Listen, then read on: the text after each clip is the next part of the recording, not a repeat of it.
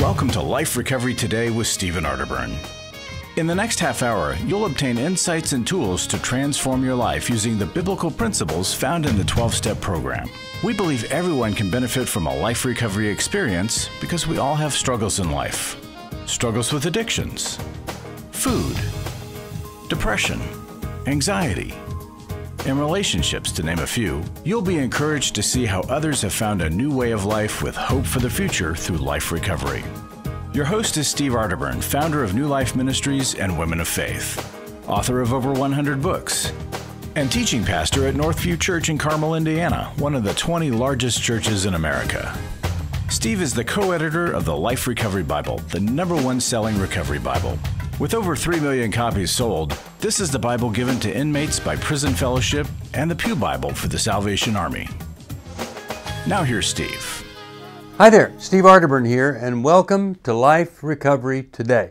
You know, everything we do is based on the Life Recovery Bible that is so popular with so many people, and it has workbooks and other things that might help you with whatever you're struggling with. Now, we all have anxiety. We all face some fear. But it's amazing how folks don't expect to have that when they get off of whatever they've been on. When we stop depending on the addiction that has us dependent, no wonder we have so much anxiety and fear as we struggle. Because, well, first of all, rather than being stuffed into the addiction and the impact that it has, whatever mood alteration that it does, we're out there facing the reality with no chemical adjustment whatsoever. We're on our own. And we haven't been doing that because of the addiction, so naturally fear, anxiety, and discomfort is going to come up. That's why it doesn't matter if you're delivered or you delivered somebody else or whatever. We've got work to do, and it's going to cause us to be anxious. Well, if you're living with somebody and they're overcoming and they're having some victory in the area of addiction, well, of course, that's going to impact our lives. And we need to understand how in the world could we help them without hurting us? Because it's hard to see somebody struggling with addiction, then they quit, and now they're struggling with all this anxiety and fear and other stuff. And sometimes, of course, it's natural to think, man, I wish they'd just go back and drink or eat or whatever, take pills again, because at least I knew what I was dealing with there. This is new territory. Well, to help you out, Becky Brown, Becky has been everything that you could possibly be or do at New Life. She's a therapist, she's an author, she's co-host of the New Life Live program, and she really is one of the wisest people I know. And in this edition of Life Recovery Today, Becky is going to talk about the concept of living and loving a person who has anxiety. And I think it's going to help all of us to understand how better to help a person who is in recovery, but boy, is the anxiety ever overloading them. Here's Becky. Hi, I'm Becky Brown, and today we are going to talk about living with a person who deals with anxiety and loving them well. If you have a loved one who struggles with anxiety and you don't, that's not an issue for you, it can be really difficult to know how to connect and how to have a good relationship with them. It can also be frustrating to you and also the person who's struggling with the anxiety, because you think of things in a different way than they do. They experience life in a different way than you do. And the bridge to cross can be really a difficult one if you're not aware or if you're not willing to do what is necessary. Anxiety is the most common of all mental illnesses, and yet it's the most underreported. At some point in everyone's life, they're going to deal with some anxiety on some level, but only when it gets to an extreme. With some folks, it may be that they have a panic attack, and then that causes them to seek help, because that can be very frightening. And if you're in a relationship with somebody who's had a panic attack, it can be frightening for you as well. It's hard to know what to do in times like that. So let's go over a couple of things that might be helpful. One of the number one things when you're dealing with somebody who has anxiety, don't tell them it's no big deal and it's all going to be okay. It's the most frustrating thing for the person who's dealing with the anxiety. I remember one of my daughters at some point in her life, she was struggling with something that was causing her to feel anxious. And I said, just stop thinking about it. Now here I am, I'm a licensed counselor. I'm supposed to know better. And yet I just, cut that feeling off, not a big deal. And she said, Mom, if it were so easy just to not think that way, don't you think I would already do that?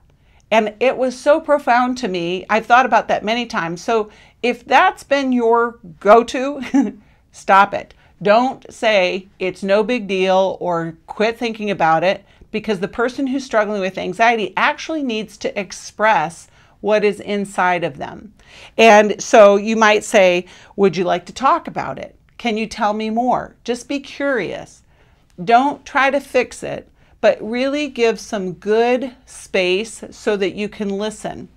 Now, the hard part about that is then the next thing is you don't want to enable. Sometimes when somebody is dealing with anxiety and you are not, and you're in that relationship, they can become very powerful in how you are going about in life. The anxiety can overtake them, and then you try to make life better for them. So you kind of take away anything that might trigger them, or you try to overhelp. And what I think is more helpful instead is to ask them, what do you need? How can I help? And then if you notice that they start to isolate in order to kind of not feel that anxiety, like let's say that they stop going to church, and you just think, okay, well, I can't ask about that. Well, before long, they may become, dealing with agoraphobia because they don't want to leave their room. And so you want to be inquisitive about it, not to push a bunch of buttons, but just to say, I noticed that you stopped going to church or stopped going to see your friend. Can you tell me what happened or what that's about? And just give a space for them to express that. Now, it could be that you follow up with something like, would you like me to go with you? Would that be helpful? And do you see how that's different? If you're enabling, you just assume, well, I'm going to fix this and I'm going to take care of it. Or you even go the other way and you don't even say anything. You just pretend like, business as usual. It's no big deal that they're not going anywhere anymore. That's not good either. You have to find places of connection so that you can have some conversations that may not be easy, but they're going to be helpful. The other thing is, you don't want to force the issue. If they're truly in a panic, or if they're scared about doing something, that it could make it worse if you try to force it. Your presence can be a calming mechanism for them if they're really struggling with something. So instead, you want to ask them, what are they thinking about? And sometimes in anxiety, you can't even form a thought, especially if you're in a level of panic. That's when you want to ask them, okay, let's take a breath. I'll breathe with you. I'm right here. I'm not going anywhere. What do you need? And don't pellet them with a bunch of questions, because that also creates anxiety, but establish your presence with them. And then, it might be after they calm down a little bit that you don't want to ignore the obvious. And then you may ask them, hey, I noticed that was really hard for you. It might be helpful to ask someone to help us. And that you ask if if they want to go talk to someone, or if they would like the two of you to go talk with someone. The idea is that you want to notice what their struggle is without condemning them for having the struggle. and it's a balance. And especially if this has been part of your relationship with this person, you may be exasperated. You may be so frustrated because nothing seems to work. And what I would encourage you to do, if you're at that level where your frustration is kind of matching their level of anxiety, you may need to go talk to somebody first and come up with some strategies of how to help. It can be helpful in just finding ways to connect with your loved one when you're not dealing with an anxiety issue. You know, are you spending time together? Are you doing things that you enjoy together? You know, and this can be not even just for spouses. This is for friends, family members, you know, your children. A lot of times kids deal with anxiety and it looks like just disobedience when actually the kids are feeling fearful of something or anxious about something. And so we have to work at trying to find that level of calm where we can have that connection. Playing together, you know, doing something that doesn't require, you know, some immediate, you know, decision making or some sort of a problem solving can create some connections in that relationship. In How We Love, Mylan and Kay talk about the soul word list. And I think that can also be helpful when you're dealing with somebody who has anxiety. You can begin to use a language. You know, the soul word list is just a list of feeling words, and you maybe create them on your own and begin having this kind of vocabulary in your family so that the answer fine to how are you doing doesn't usually fly. That instead you may ask them, you know, what was the biggest feeling that you had today? And that they would be able to refer to a list, and then eventually you begin to know some of those words and can describe what is going on for you, and you can hear from them. It can be tough in a relationship with someone who struggles with anxiety. They're not doing this to you. You may have to do some self-reflection to see if you may be creating some of the anxiety. Now, that sounds like a pretty risky statement, but truly, if you're a person that may be powerful in your personality, or maybe you have some control issues that are out of control, you could be creating the problem that you're dealing with. Now, that's not a blame. That's just, I want you to reflect. I want you to think about this. The frustration can be strong when you see someone suffering and you think, why are you still in that mode? How can I help you? You can feel helpless.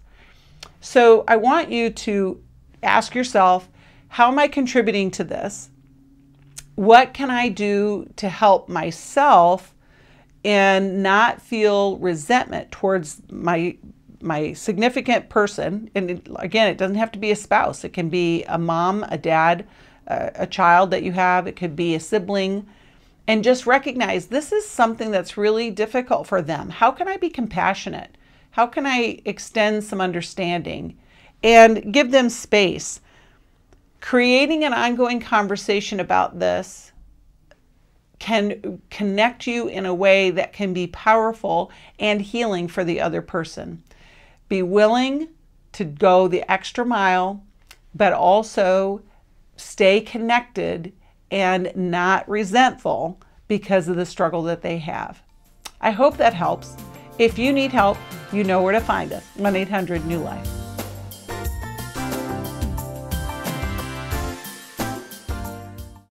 Are you going through your struggles alone?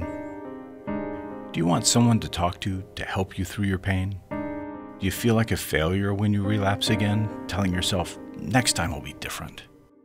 Don't walk this path alone anymore. Join a life recovery group today and be a person that your friends and family can be proud of.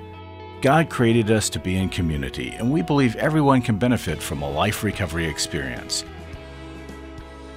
There are life recovery groups all over the country, and if there isn't one in your area, we can help you start one. Life Recovery brings recovery to you, right where you are. You'll take a journey with others to find healing and freedom. Whether you're looking to join a group or start one, New Life Ministries is here for you. Call us at 1-800-NEW-LIFE or visit liferecoverytoday.net.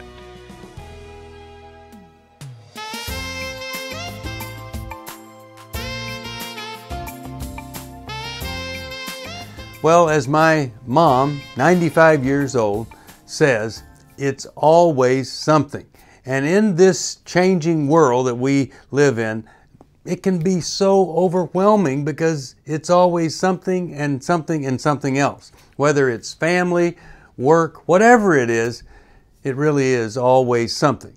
And you know, we think, oh boy, I wish it was something else. But no, we can deal with this. God will help us deal with this, whatever this is. Maybe we couldn't, the other thing. So when everything seems to be shifting, we want to know, how can we find a firm foundation for our lives? And that's what Becky is going to talk about right now. That firm foundation in the midst of a shifting world. So right now, here again, Becky Brown on that foundation. Hello, I'm Becky Brown, and I am going to talk to you today about dealing with the changing world that we live in. I mean, doesn't it seem like everything is crazy right now? The truth of the matter is, it's always kind of been crazy. The world has always had so many things going on, and yet in this day and age, we get privy to all the details of everything that we didn't know that we needed to know. And that really has affected each and every one of us. You know, fear and anxiety start to build in as we hear stories from around the world, or even dealing with the tensions within our own family. You know, the pandemic has really stressed a lot of us for lots of different reasons. And it doesn't look like that's all going to calm down anytime soon. Also, the expectations. You know, I remember last year that there were a lot of marriages or weddings that didn't go as they had planned, and mainly because of the pandemic, and there were a lot of broken hearts. But at the same time, they were creative about how they could get together, but their expectations weren't matched. I know a lot of people are dealing with anger as well, as they're stressed about their finances and the challenges that these changes in the world have made. And, you know, that sounds, you know, very dreary, and Becky, where's the hope in all of that? The reality is, we do have hope. We serve a God that loves us and has provided for us in so many ways, and we can be sure that He's got this under control. He knows what's happening. But we're still kind of wondering, how do we deal with this? What can we do? You know, in John 16, it's all in the red letters. That means that Jesus is talking in this passage of Scripture, but you may have heard that verse, John 16:33, that says, "In this world you will have trouble, but take heart, I have overcome the world." Jesus says this at the end of that chapter, and in that chapter he talks about the things that are going to come as he's leaving this world as a human. The disciples, of course, are trying to understand, what in the world is he talking about? It doesn't make sense to them. It can't be, you know, he's going to be there always. That's what their thought is. And then he reminds them, I'm going to leave you with a gift that's going to help you. And then the end of that chapter where he says, take heart, I have overcome the world. The message to us, even in this day where, you know, a pandemic or inflation or political unrest, or there's so many things that I could list, we can have hope. We can be sure that God has a plan and that He's working it out. But you know what? We sometimes need a plan, like while we're going through the plan, right? So the first thing would be to ask God the Father to help you in this time of need. If you're struggling with anxiety, if you're struggling with fear, you can draw near to God and He will draw near to you. You do that through His Word. Get to know the Lord and know how much He loves you. I'm not just saying just find a verse so that it makes you feel better. I literally want you to build your relationship with God. I had a call last week from one of our donors who was struggling with, how can I know that I have a relationship with God? It was creating fear and anxiety on top of all of the things that are happening in this world. And so we just talked about, it is that day-to-day connection through the Word of God, through prayer, through community of believers, through exploring what does God say about our lives, both personally and how we are to function in this world, and how Christ is going to be changing our hearts, and we become more Christ-like through knowing Him personally. The second thing I would say is to seek help. We're made for community, and so sometimes our help can come from our friends, our family, people who love us and know us, but also it could be part of seeking help professionally. As you know, we know a few counselors across this country, and it could be that you need to make a call and just talk through some of the anxiety and the fear, maybe even the anger that you're experiencing in your life today because of what changes you're experiencing in the world, or just how the world just looks a little different. It also can help as you relieve some of your burden. You know, you say out loud some of the things that you're struggling with. You can begin to get a different perspective. You know, many times we have a big story in our head about how things should be and how they were supposed to be, and it can create stress in and of itself. So you sometimes need to just disrupt that story, and you do that through talking either through a counselor, to a friend, or even your pastor. And if you're not in a church, the church community can really be a helpful resource as you are going through these days. You know, and if you need to find a new church, that can be a process in and of itself. But, you know, just ask some of your friends and your family, go visit for a couple of weeks, and just explore, how can I find peace in the midst of all of this world? And the third thing I would say is knock. Knock over your resentments, knock through the barriers that are keeping you stuck, and to whatever is keeping you focused on what is wrong in the world. You know, it's not to have a Pollyanna attitude that, you know, it's all going to be fine, and, you know, we're going to just, you know, go off rainbows and butterflies. That's not it. There are some really, really difficult things in the world. There may be some difficult things that you are handling in your life today. There isn't a day that goes by that I don't hear a prayer request or talk to someone who is struggling with something that's really hard. But I want to encourage you to press on and press through those things. It may need a new routine. It could be that maybe if depression has started to set in because of this fear and anxiety, that you need to seek someone, maybe a medical doctor, to add even an antidepressant. It could be that you just need to go for a walk every day.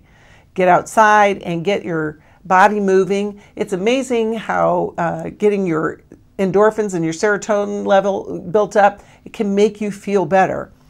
It also could be, you know, maybe you journal. Spend some time just expressing what is going on in your heart and in your mind. We have a great journal at New Life that has some prompts that can help you with that, because sometimes that empty piece of paper can be daunting. Just finding a way to knock through some of those things that just keep spinning around in your mind. And you may need a new habit. So I mentioned before about getting time in the Word. Maybe you start each day, and if you're not in a habit of being in God's Word every day, you just start with a verse, and then you build on that. It could be that you join a Bible study. It could be that it may be the physical habit that I just talked about, that you begin to start to work out or drink more water. It could be simple things like that. As you connect with God and you make these new changes, you will find that the world will seem a little bit less scary. It may not end any wars. It may not cure this pandemic. But the peace that passes all understanding is going to be in your heart and in your mind as you press through these difficult days. We can know that the hope of the world was given to us as a child, and He was born and raised so that we may have life to the full. And that's what I want for you today. So if you are challenged with all that's going on in the world, reach out today and begin to find that hope in Christ. And we can help you find a counselor. You can call 1-800-NEW-LIFE and we'll be glad to connect you.